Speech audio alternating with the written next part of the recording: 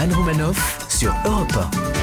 Ce matin, Ménage, je voulais nous parler de l'amour inconditionnel. Oui, Anne, vous commencez à me connaître derrière ce physique hors norme, à la musculature timide et à la chevelure semblable au pubis d'une militante féministe orthodoxe, se cache un cœur tendre et gourmand qui ne réclame que de l'amour. Et l'amour se fait rare. Au milieu de notre époque où le moindre journal de 20 heures assure les bénéfices grandissants des fabricants d'antidépresseurs, cette semaine, j'ai vu l'amour, le vrai, l'amour le plus pur, l'amour aveugle comme dans les films avec Hugh Grant. Mais dites-nous tout, Ben, vous racontez des histoires avec tellement de génie. Merci, Anne.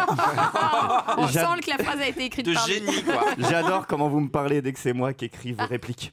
Pour tout vous dire, tout est arrivé suite à l'émission de samedi dernier où je suis sorti chafouin. D'abord, vous, Anne, qui partez sans me dire au revoir, Léa, qui n'a rigolé à aucune de mes vannes pendant toute l'émission, Jérémy, qui n'essaye même plus de me coincer dans les couloirs d'Europe 1. Et pour conclure, j'apprends quoi que Arnaud couche avec ma propre mère. Quoi ? C'en est trop.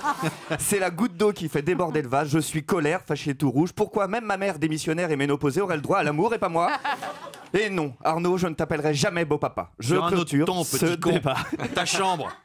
Bref, samedi, je rentre chez moi et je me sens super seul. Je plonge dans une petite déprime que le fameux journal de 20h vient vite transformer en dépression profonde, mais qui ne durera seulement jusqu'à lundi. Qu'est-ce qui vous est arrivé lundi, Benal ? Lundi, Anne, dans le but de trouver le réconfort, je m'apprête à adopter un chien que je pense baptiser Senior, en hommage au magnifique public dans le studio. Réputé pour sa fidélité et son amour inconditionnel. Et là, je parle du chien, même si ses adjectifs s'adaptent également à notre public adoré. Lui, le chien saura m'aimer au-delà même de ma juste valeur, aveuglement, passionnément. Mais lorsque j'ai raconté ça au propriétaire de l'animalerie de mon quartier, il m'a répondu « Mais attendez, j'ai ce qu'il vous faut, encore plus aimant qu'un chien. Je viens de recevoir toute une portée de ministres En Marche.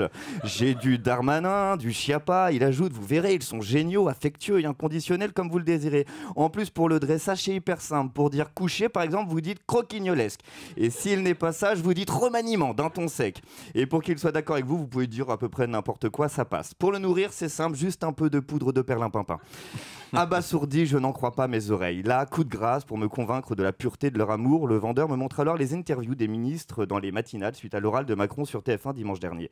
J'étais scotché devant tant d'amour pour leur maître, c'était tellement mignon. Le Bruno Le Maire, par exemple, ferait même passer le Labrador pour un pitbull. Bilan, je vis depuis 5 jours avec un petit Christophe Castaner, le poil dru et l'allure racée, et ma courte dépression semble déjà loin, tout comme doit le penser le président Emmanuel Macron, qu'il est bon d'être aimé quand tout le monde vous tourne le dos.